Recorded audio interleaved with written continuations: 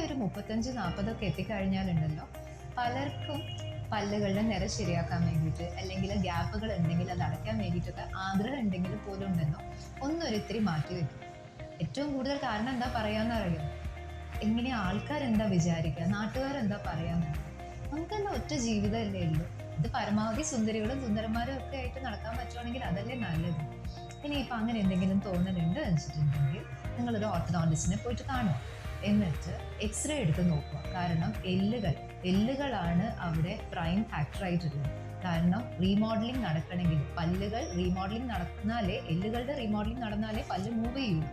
അത് നടക്കണമെങ്കിൽ എല്ലുകൾ ഹെൽത്തി ആയിരിക്കണം. എല്ലുകൾ ഹെൽത്തി ആണ് വെച്ചിട്ടുണ്ടെങ്കിൽ ധൈര്യമായിട്ട് മുന്നോട്ടേക്ക് പോകാം.